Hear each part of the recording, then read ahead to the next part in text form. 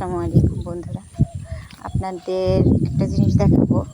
দেখুন, এটা কি আপনারা চিনেন? কে কে চিনেন কমেন্টস করে অবশ্যই জানাবেন। এটা আসলে করলা গাছ। করলা কার কার ফেভারিট জানাবেন। আমার আসলে করলা খুবই ফেভারিট, খুবই ভালো লাগে। ছোট ছোট করলা ধরেছে, এই যে ছোট ছোট করলা ধরেছে, আমার খুবই ভালো লাগে। আমি করলা খুব পছন্দ করি, আর আমি করলা শাকও খেতে পারি। আর আমি এমনভাবে করলা রান্না করি, হোক সেটা ভাজি, বিশেষ করে আমার ভালো লাগে করলা ইলিশ মাছের মাথা দিয়ে আর পাঙ্গাস মাছের মাথা দিয়ে, মানে বড় মাছের মাথা দিয়ে, বিশেষ করে রুই মাছের মাথা দিয়ে সবচেয়ে ভালো লাগে। পাঙ্গাস মাছের মাথা দিয়ে যদি রান্না করা হয়, মানে এটা একটু রসা রসা থাকবে, একটু তিতা লাগবে না, এত মজা লাগে, মনে হয় যে পোলাও মাংস বাদ দিয়ে এটা খাই। মানে আমি একদম সবুজ কালার থাকবে। তো এটা আসলে রান্না করা শিখেছি আমার আম্মুর কাছ থেকে। এখন আলহামদুলিল্লাহ আম্মুর চেয়েও বেশি পারফেক্ট করে রান্না করতে পারি। তো এটা আসলে বলার নাই। করলা এবং পুঁই শাক যে আমার কী পরিমাণ পছন্দ। এই যে এখানে পুঁই শাকও আছে,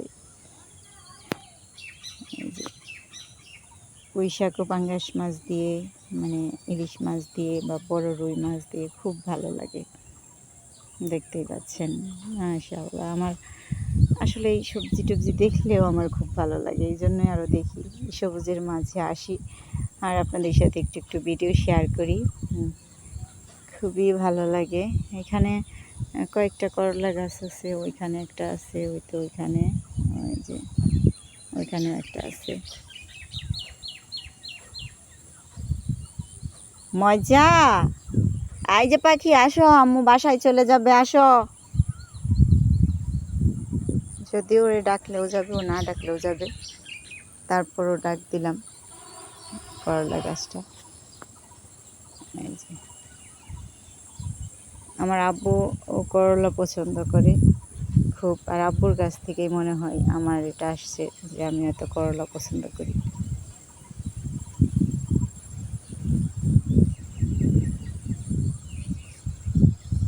আসো মজা, আসো আসো, চলে যাই, আসো। আমার তো যেতে ইচ্ছে করছে না, এত বাতাস, এত ভালো লাগছে ফজরের পর। আসলে এই কারণেই আমার বাইরে আসা খুবই ভালো লাগে, আলহামদুলিল্লাহ। তো আপনারাও যারা ঘুমিয়ে থাকেন তারা একদিন আসতে পারেন। বিশ্বাস করেন যে একদিন যদি আপনারা সকালে আসেন ফজরের পর, এরকম সবুজ প্রকৃতিতে বা বাইরে হাঁটেন, আপনারাও পরবর্তীতে বাইরে না এসে থাকতেই পারবেন না ফজরের পর। আর যারা নামাজ পড়েন না তাদের বলবো আপনারা নামাজ পড়েন, নামাজের পর বাইরে আসেন, খুব ভালো লাগবে। মানে সারাদিনের, মানে সারাদিন বলবো না, আমার মনে হয় যে সারাদিন বা আপনি যেই দিন সকালে বের হবেন সেই দিনটাই হবে আপনার কাছে মানে অন্যরকম, একদম ব্যতিক্রম, ঠিক আছে, স্পেশাল। এই স্পেশালিটি আসলে বোঝানো যাবে না, শুধু ফিল করা যাবে। এটাই আসলে কী পরিমাণ ভালো লাগে।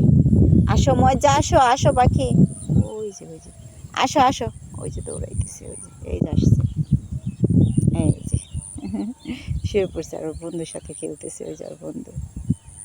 এই যে, ঠিক আছে বন্ধুরা, ভালো থাকেন, আল্লাহ হাফেজ, আসসালামু আলাইকুম।